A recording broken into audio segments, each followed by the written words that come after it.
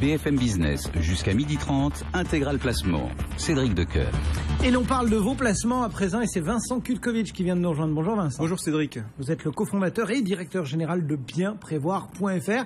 On parle énormément des PME ces derniers temps, bien évidemment avec le PEA-PME qui va vous permettre de regarder peut-être encore avec plus d'acuité ce compartiment. Mais il n'y a pas que des actions dans la vie, on peut aussi investir dans les PME à travers d'autres supports, c'est ça? À travers les obligations notamment, et en fait, donc c'est pour ça qu'on parle de financer la dette des PME, de financer les PME à travers la dette. Alors c'est un marché qui n'est pas organisé.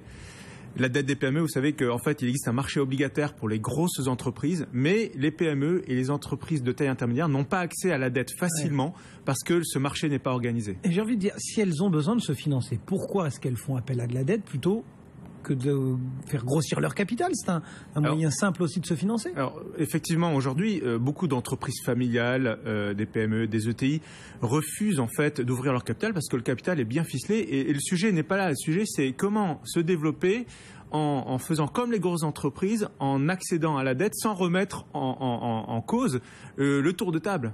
Donc c'est ça. Et le problème vient en fait du fait que les banques ne prêtent plus, le robinet du crédit est fermé pour les PME et les entreprises de taille intermédiaire. Et du coup, si c'est pas organisé, comment elles ont accès à ce type de financement, ces PME, ces ETI? Alors en fait, comme la nature a horreur du vide, il existe aujourd'hui des gérants, des spécialistes de fonds qui ont compris qu'il y avait une opportunité d'un côté pour les PME et d'un autre côté pour les épargnants de monter en fait des fonds qui vont permettre aux particuliers d'investir sur la dette et d'une certaine manière, ces fonds deviennent des intermédiaires pour faire se rencontrer l'offre et la demande. Donc ça permet de mutualiser la dette, quoi. Exactement, ça permet de mutualiser la dette et puis ça permet à l'épargnant de confier son argent à quelqu'un qui est un spécialiste de la gestion de fonds et puis qui va permettre de répartir l'argent sur différentes cibles. Vous avez trouvé des produits spécifiques à nous proposer ce matin? Oui, tout à fait. Pour investir là-dedans? Tout à fait. Alors en ce moment, ça se bouscule un peu au portillon depuis le début de l'année, notamment avec l'émergence du PEA-PME que vous évoquiez tout à l'heure.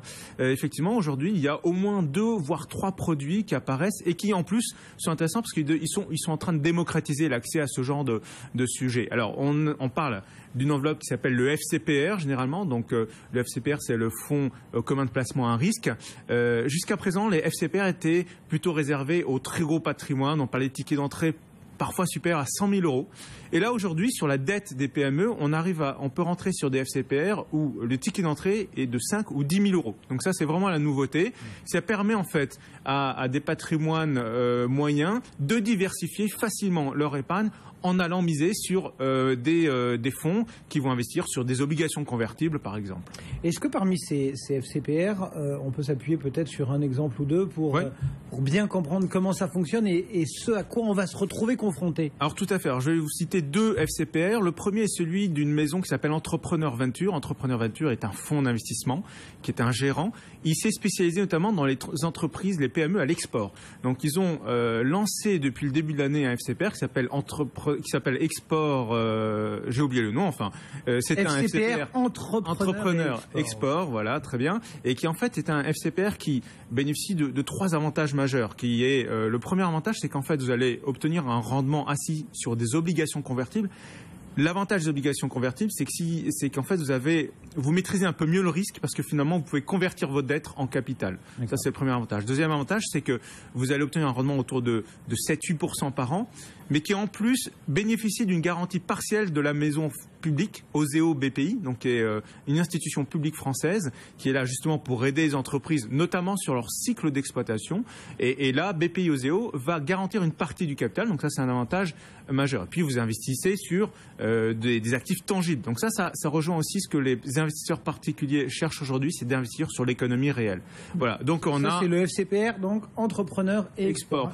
Un avantage juste pour finir sur ce produit-là, c'est qu'en fait, vous êtes sur quel est le risque? C'est que il y ait un défaut des PME sur lesquelles vous investissez. Et là, les PME françaises exportatrices ont un taux de défaut inférieur aux PME classiques. Donc ça, c'est vraiment intéressant également. Un autre FCPR qui, lui, joue la thématique de la transmission d'entreprises. On sait aujourd'hui qu'il y a un problème également en France de fonds propres, mais également d'entreprises en transmission qui doivent transmettre leur système opérationnel d'une certaine manière. à d'autres investisseurs. Alors là, on est sur un FCPR de A+ Finance qui s'est spécialisé dans les entreprises en transmission.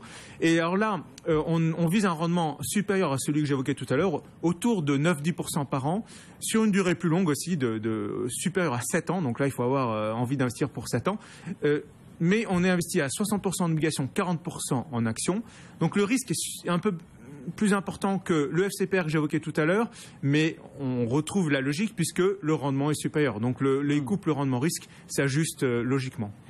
Je vous demande des exemples. Vous nous avez cité au début des FCPR et des FCPI, et pour le moment, il n'y a que des FCPR dans l'illustration. Est-ce qu'on peut dire un mot des FCPI aussi? Alors en fait, il s'agit plutôt d'un nouveau produit qui s'appelle les FPCI. C'est les fonds professionnels. Voilà, c'est pas les FCPI, c'est les fonds professionnels de capital investissement.